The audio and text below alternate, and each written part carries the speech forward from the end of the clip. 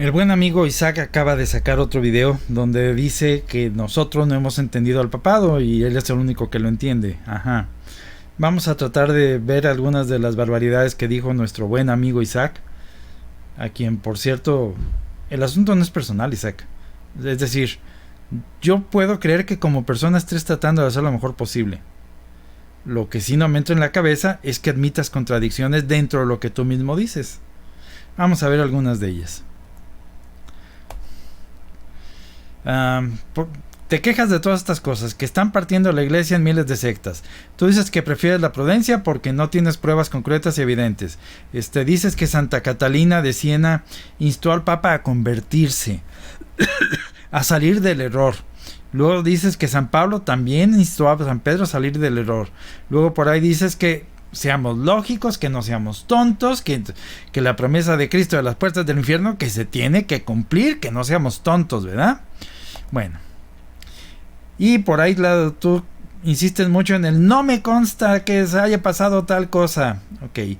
Y que quieres pruebas irrefutables, ¿verdad? Quieres pruebas así. Un video tomado en 3D de que Bergoglio está haciendo un complot junto con los de la mafia de San Galo y que quieren desbancar a Ratzinger e instalar a Bergoglio. Y quieres una cosa así filmada, con guiones, ¿no lo quieres? ¿No quieres con subtítulos también?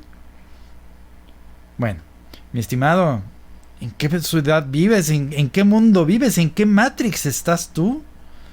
¿Tú crees que se van a poner a hacer un complot frente a las cámaras de 60 minutos? Hombre, si los complots son secretos, Isaac, son secretos. Y por otro lado, la autoridad más alta a quien tú le tendrías que creer a pie juntillas, todo lo que te diga, te dijo, por sus frutos conoceréis.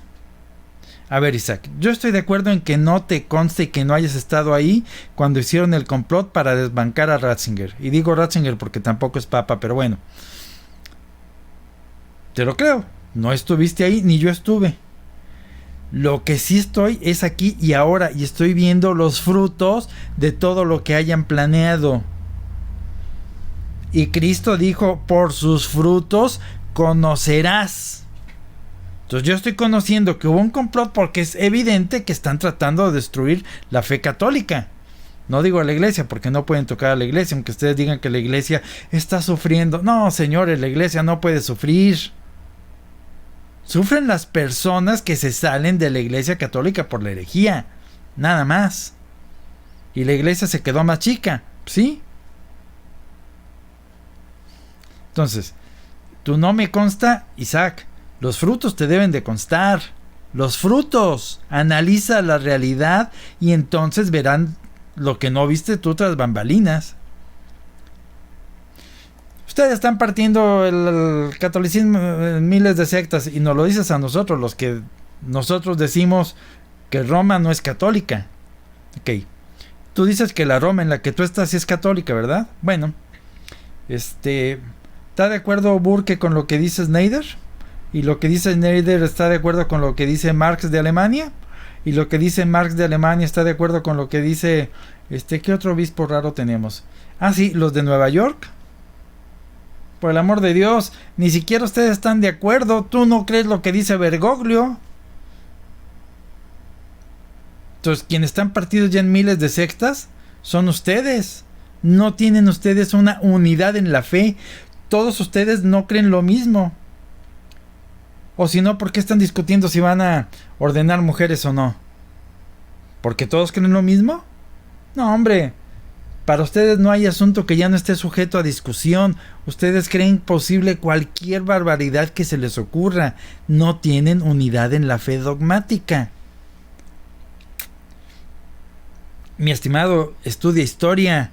Santa Catalina de Siena le decía al Papa que no fuera pusilánime, que no fuera cobarde, que se saliera de la comodidad que tenía en Aviñón y se regresara a Roma.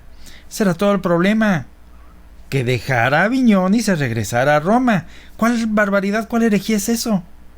Digo, si estás comparando el no quererse regresar a Roma con el decir no creo en el Dios católico, por el amor de Dios. Entonces, Santa Catalina no instó al Papa a convertirse. El Papa de su tiempo era perfectamente católico.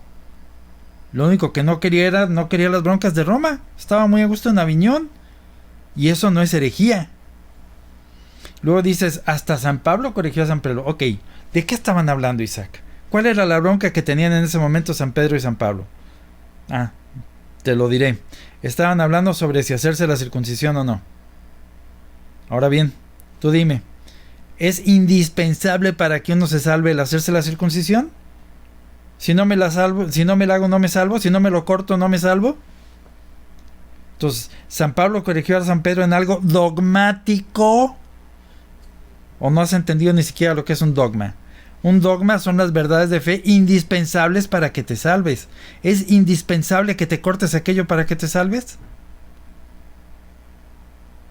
No, señor. Lo corrigió en algo meramente humano, doctrinal, si tú quieres. Digo, no, doctrinal no. Lo corrigió en algo administrativo. Luego dices, la promesa de Cristo es que a las puertas del infierno tenemos que pensar con lógica.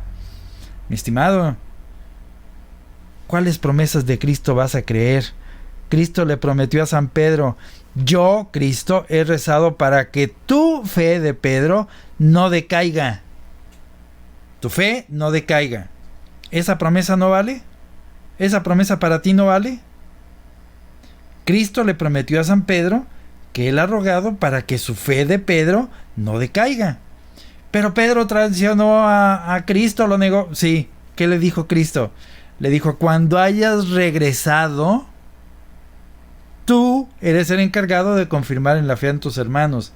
Porque Cristo sabía que San Pedro lo iba a negar. Y por eso le dice, cuando hayas regresado, tú serás el encargado de confirmar en la fe a tus hermanos. Ahora bien, al que tú llamas Papa, ¿está confirmando en la fe a sus hermanos? No, ¿verdad?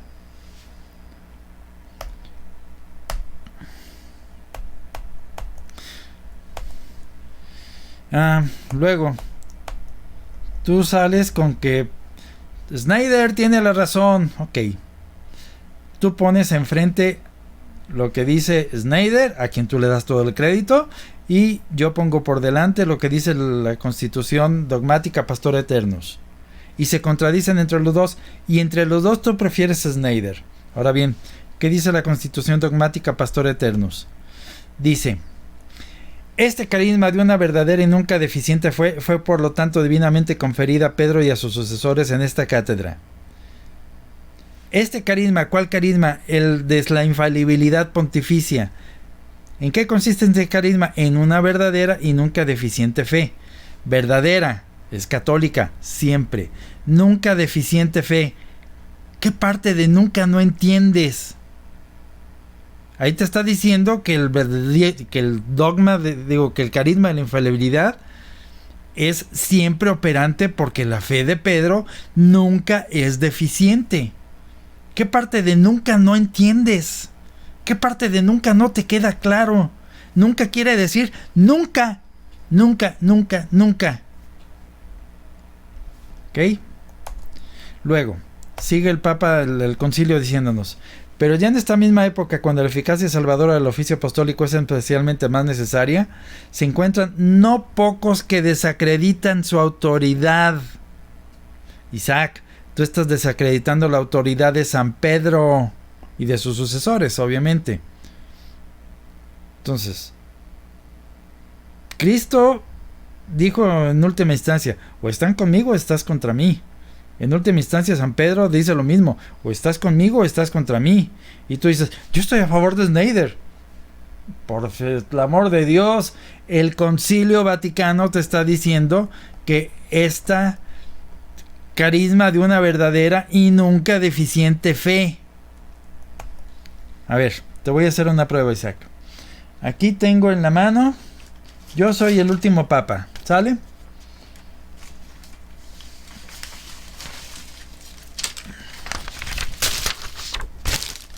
Yo soy el Papa. Y aquí acabo en este documento de escribir mi última encíclica. Aquí la tengo. Esta es mi última encíclica. Dobladita. No sabes lo que dice. Ahora bien, ¿qué nos dice la encíclica Pastor Eterno sobre la infalibilidad? Dice, el romano pontífice habla ex cátedra, es decir, es infalible cuando en el ejercicio de su oficio de pastor y maestro de todos los cristianos. 1. 2. En virtud de su suprema autoridad apostólica. 3. Define una doctrina de fe o de costumbres quiere decir moral, como que debe ser sostenida por toda la iglesia. Ok, Isaac, yo, Papa, acabo de escribir una encíclica, aquí la tienes, esta es la última encíclica que acabo de escribir. La estoy haciendo en mi oficio de pastor de todos, de maestro de todos. Le estoy escribiendo en virtud de mi suprema autoridad apostólica.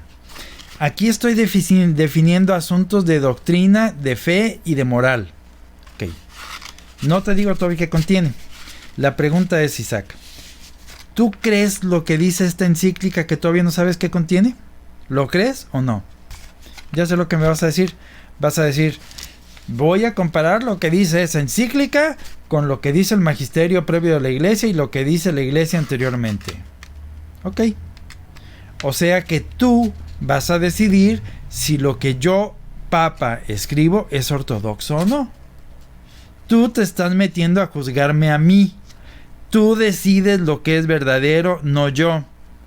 Tú decides que si esta encíclica no llena tus requisitos, entonces no la crees. ¿Cierto? Dices, el Papa está hablando en su opinión personal, eso no es parte de lo que define la iglesia. ¿Quién lo dice? ¿Tú? ¿Tú dices que no es parte? Ahora bien, te la voy a poner más difícil, Isaac. Vente, súbete conmigo a mi máquina del tiempo. Pip. Ya. Isaac, estamos en el siglo I después de Cristo. Ah, mira, ahí en la esquina está San Pedro y está escribiendo su última encíclica. Ok. Isaac, no sabes todavía lo que dice esa encíclica de San Pedro. ¿La vas a creer? La voy a comparar. ¿Con qué la vas a comparar, Isaac? No existe ningún otro magisterio. Es más, no existen ni los evangelios siquiera. ¿Con qué la vas a comparar? Lo que te estoy preguntando desde ahorita es, ¿tú le vas a creer a esa encíclica por reunir las 3 condiciones? Es decir, lo que le hace infalible, ¿quién es? ¿Que esté de acuerdo con el magisterio previo o que le escribe Pedro bajo esas 3 condiciones? Yo le creo a lo que Pedro escriba bajo esas 3 condiciones. Tú dices, yo la voy a revisar. Ok, Isaac, ¿quién eres tú para juzgar si lo que un papa dice es verdadero o no? El asunto es que esta encíclica cumple las condiciones. Lo hago en mi oficio de pastor y maestro de todos. Lo hago en virtud de mi suprema autoridad apostólica. Y estoy definiendo asuntos de costumbres o de dogma. En automático, esta encíclica, esa es cátedra. Y si esa es cátedra, es infalible. Ahora sí, deja leerla. Mi encíclica dice: señores, yo, el Papa Francisco, salgo hoy a la plaza y digo que no creo que Cristo sea Dios. Lo firmo como Papa. ¿Ok? Isaac, ¿la escribió un Papa? Según la definición de Pastor Eternos, si lo que aquí dice no es cátedra, no es Papa. Es así de simple. Si es Papa, ¿tiene qué cosa? Tiene el carisma de una verdadera y nunca deficiente fe. ¿Lo que escribió este señor tiene el carisma de una verdadera y nunca deficiente fe? No, no lo tiene. No es Papa. Punto. Punto final.